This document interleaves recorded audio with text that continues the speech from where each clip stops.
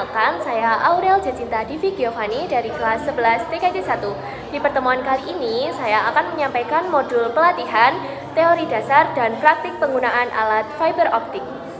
Yuk, simak teori dasarnya. Apa itu fiber optik? Fiber optik adalah sebuah transmisi atau sejenis kabel yang terbuat dari kaca atau plastik yang halus.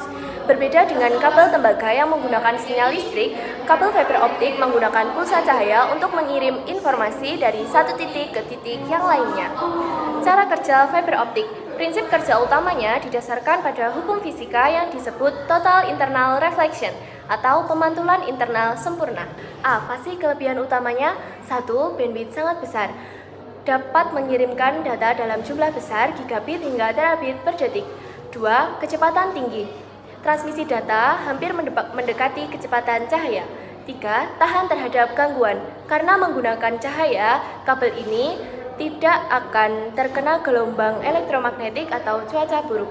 4. Keamanan. Sangat sulit untuk disadap tanpa merusak fisik kabel. Next, masuk ke materi struktur dan jenis kabel. A. Struktur kabel. Kabel fiber optik terdiri dari beberapa bagian, yaitu 1. Core, inti pusat kabel yang terbuat dari serat kaca, tempat untuk cahaya merambat. 2. Cladding, lapisan kaca yang mengelilingi inti. 3. Coating, lapisan plastik yang melindungi kaca dari kelembapan atau kerusakan fisik.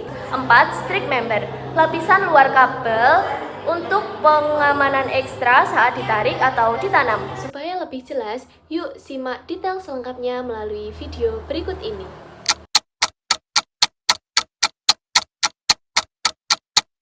Mari mengenal struktur atau komponen dari kabel fiber optik. Tahukah kamu, karakteristik bagian dalam dari kabel fiber optik terdiri dari inti yang terbuat dari serat kaca dengan beberapa lapisan yang memiliki fungsinya sendiri-sendiri. Tak berbeda jauh dengan kabel jaringan lain seperti kabel UTP atau kabel STP.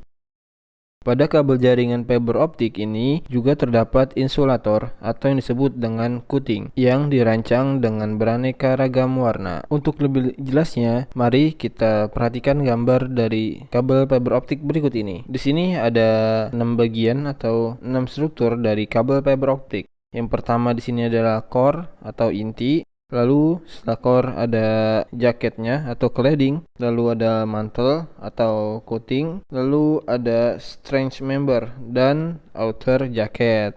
Nah, apa aja sih fungsinya? Mari kita bahas satu persatu.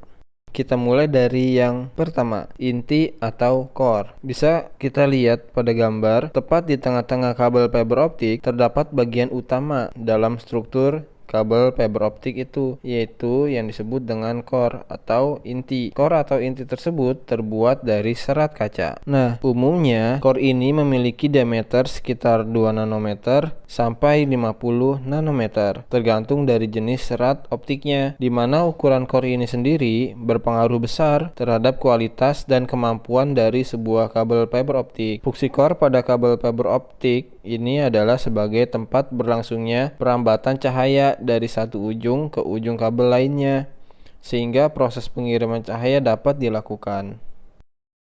Oke, kita lanjut ke struktur yang kedua. Di struktur yang kedua ini ada yang disebut dengan jaket atau cladding. Nah, cladding ini sendiri adalah lapisan yang menyelubungi core pada kabel fiber optik yang terbuat dari kaca. Indeks bias yang dihasilkan cladding ini lebih kecil dari core, di mana hubungan indeks bias antara core dan cladding akan mempengaruhi perambatan cahaya pada core atau mempengaruhi besarnya sudut kritis. Diameter cladding berkisar antara 5 nanometer sampai 250 nanometer serta berfungsi sebagai pelindung core sekaligus menjadi cermin yang terpancar keluar kembali ke dalam core. Bisa dibilang, cladding merupakan bagian yang mempunyai peran penting karena berkat cladding inilah cahaya dapat merambat dalam core serat optik.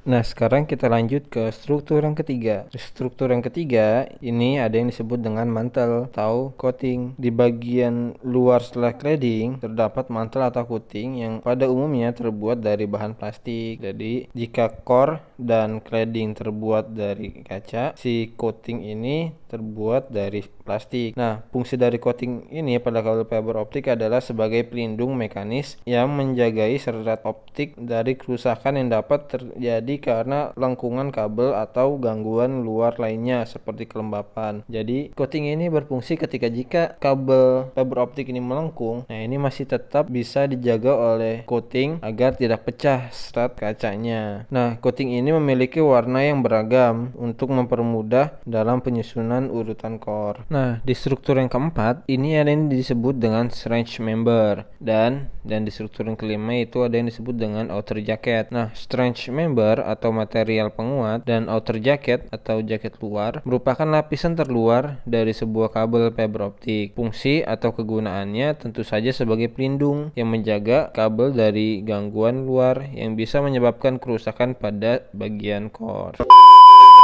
B. Jenis kabel. Secara umum, jenis kabel terbagi menjadi dua. Yang pertama ada single mode, memiliki inti yang sangat kecil, hanya satu jalur yang dapat digunakan dan digunakan dalam jarak jauh. Yang kedua ada multimode, memiliki inti yang sangat besar, dapat digunakan dalam beberapa jalur dan digunakan dalam jarak pendek. Lanjut ke cara kerja dan alat penggunaan. Tahapan penyambungan kabel petcore. Yang pertama yaitu stripping kabel petcore dengan hati-hati menggunakan sliver agar tidak merusak serat optik di dalamnya. 2. Memotong core dengan cleaver untuk mendapatkan hasil potongan yang presisi dan rata agar transmisi data lancar. 3. Memasukkan pengunci pada kabel petcore sebelum melakukan penyambungan agar nantinya pelindung sambungan bisa terpasang sempurna. 4. Sambungkan kedua kabel petcore menggunakan fusion splitter yang secara otomatis akan menyelaraskan dan melelehkan ujung serat optik hingga menyambung kuat. 5. Merekatkan pengunci pada core agar menjadi aman dan terlindungi dari tarikan atau tekanan fisik yang dapat mematahkan serat. 6. Pengujian menggunakan OPM atau OTDR untuk memastikan nilai redaman sambungan berada dalam batas toleransi yang diizinkan. Tungguin ya, setelah ini akan ada video materi tentang pembelajaran jaringan fiber optik. Simak terus materinya dan jangan lupa dicatat. Soalnya nanti akan ada sesi tanya jawab.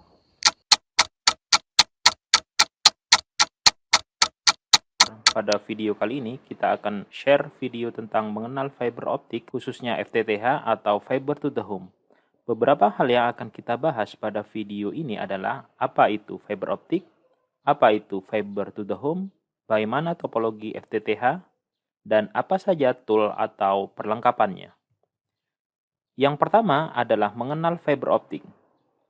Fiber optik adalah salah satu jenis kabel yang terbuat dari kaca atau plastik yang sangat halus berukuran diameter 120 mikrometer yang digunakan sebagai media transmisi dari lokasi satu ke lokasi lainnya dengan kecepatan yang optimal dengan menggunakan pembiasan cahaya LED atau laser sebagai proses transmisinya. Berikutnya, apa itu fiber to the home? Fiber to the home merupakan suatu format penghantaran isyarat optik dari pusat penyedia atau provider ke kawasan pengguna dengan menggunakan serat optik sebagai media penghantaran. Perkembangan teknologi ini tidak terlepas dari kemajuan perkembangan teknologi serat optik yang dapat menggantikan penggunaan kabel konvensional dan didorong oleh keinginan untuk mendapatkan layanan yang dikenal dengan istilah triple play service, yaitu layanan akses internet yang cepat, suara pada jaringan telepon PSTN, dan video TV kabel dalam suatu infrastruktur pada unit pelanggan. Ada dua jalur dasar untuk menggunakan jaringan FTTH kecepatan tinggi. Yang pertama adalah jaringan optik aktif atau yang dikenal dengan Active Optical Network dan jaringan optik pasif atau yang dikenal dengan Passive Optical Network atau PON. Selanjutnya, bagaimana topologi FTTH? FTTH sangat beragam tergantung dari perencanaan, pendanaan, kondisi geografis, dan lainnya. Sebagai contoh, pada video kali ini adalah topologi FTTH dengan satu core kabel fiber optik, satu router, satu OLT F1, 8 ODP atau Optical Distribution Point dengan masing-masing ODP 8 klien. Router sebagai control management user bisa menggunakan jenis apa saja, bisa Cisco, MikroTik, atau yang lainnya. Disambungkan ke OLT menggunakan kabel UTP. Dari OLT atau Optical Line Terminal digunakan sebagai terminal fiber optik. Kemudian dari OLT ditarik kabel fiber optik satu core ke ODP yang pertama. Pada ODP yang pertama ini menggunakan splitter 8W sehingga memiliki keluaran untuk klien 8 jalur ke ONU atau Optical Network Unit atau juga dikenal dengan modem di klien. Selanjutnya, ODP pertama dengan menggunakan splitter rasio dilanjutkan ke ODP yang kedua. Pada ODP kedua, sama dengan ODP yang pertama, menghasilkan keluaran 8 jalur ke klien. Selanjutnya, dari ODP yang kedua ke ODP yang ketiga, kemudian ODP yang keempat, dan seterusnya, sama juga dengan ODP sebelumnya menghasilkan 8 jalur ke ONU atau klien. Begitu juga ODP selanjutnya sampai pada ODP yang terakhir. Sebagai catatan, yang pertama, kita juga bisa menggunakan splitter 16W di ODP untuk menghasilkan klien atau jalur ke ONU sebanyak 16. Yang kedua, banyaknya ODP tergantung dari perhitungan losses, di mana losses ini dihasilkan dari banyak faktor, seperti panjang kabel, titik sambung, equipment atau peralatan yang digunakan, perhitungan splitter rasio yang digunakan, dan sebagainya. Berikutnya adalah contoh topologi FTTH dengan menggunakan ODC atau Optical Distribution Cabinet. Topologi ini yang banyak digunakan oleh jaringan-jaringan besar seperti jaringan fiber IndiHome pada Telkom. Terdapat router dan OLT di ruang server sebagai control management, kemudian fiber optik ke ODC. Dari ODC ini nanti untuk distribusi ke ODP-ODP ditarik kabel fiber ke masing-masing ODP sesuai dengan kapasitas terminal splitter di ODC. Masing-masing ODP terdapat 8W atau 16W atau yang lainnya yang akan tersambung ke jaringan ONU atau pada klien yang sama dengan jaringan yang sebelumnya. Selanjutnya, apa saja sih equipment atau perlengkapan untuk membangun jaringan FTTH ini? Untuk peralatan sangat bervariasi sekali tergantung dari budget atau dana yang dimiliki serta perencanaan yang kita rencanakan. Yang pertama adalah kita harus menyediakan router sebagai kontrol manajemen jaringan, seperti kontrol user, bandwidth, akses, dan lain sebagainya. Berikutnya ada OLT atau Optical Line Terminal sebagai terminal atau suite terminal fiber optik. Ada ODC atau Optical Distribution Cabinet, ada ODP atau Optical Distribution Point. Kemudian ada splitter rasio yang digunakan untuk memecah laser optik ke ODP yang satu dan ke ODP berikutnya. Ada ONU atau Optical Network Unit atau terminal atau modem pada klien rumahan. Berikutnya ada pigtail fiber optik, kabel fiber optik, dan sebagainya. Di samping itu tentu saja ada peralatan kerja seperti OTDR, OPM, splicer, dan lain sebagainya. Mungkin ini saja yang bisa saya share untuk video kali ini mengenal FTTH. Biar nggak bosen, mending kita masuk ke sesi tanya jawab yuk. Kenapa sih kabel fiber optik tidak boleh ditekuk terlalu tajam?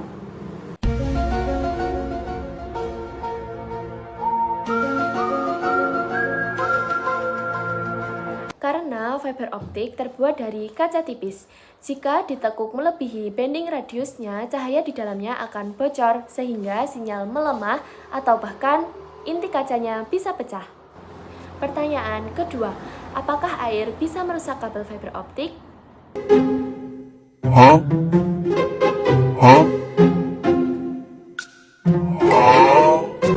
Secara teknis, air bisa masuk ke celah kabel yang menyebabkan redaman jika membeku atau merusak struktur kabel dalam jangka waktu yang panjang.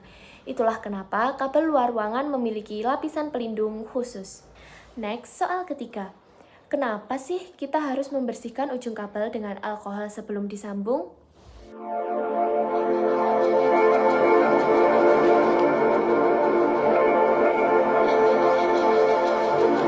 Sebutir debu kecil saja dapat menghalangi jalur cahaya. Jika ada kotoran saat proses bleaching, itu akan menyebabkan rugi daya yang sangat besar dan mengganggu koneksi internet. Dalam dunia fiber optik, presisi adalah segalanya. Kesalahan sekecil mikron pada saat pemotongan atau penyambungan dapat menentukan keberhasilan dan kegagalan seluruh sistem komunikasi. Nah, itu tadi penjelasan singkat mengenai alat-alat dan cara kerja fiber optik. Buat kalian yang sudah pernah praktek di sekolah atau di lapangan, alat mana nih yang menurut kalian paling susah dipakai? Apakah fusion splitter yang butuh ketelitian tinggi atau justru memotong kabel menggunakan cleaver? Tulis pengalaman seru kalian di kolom komentar. Sampai jumpa!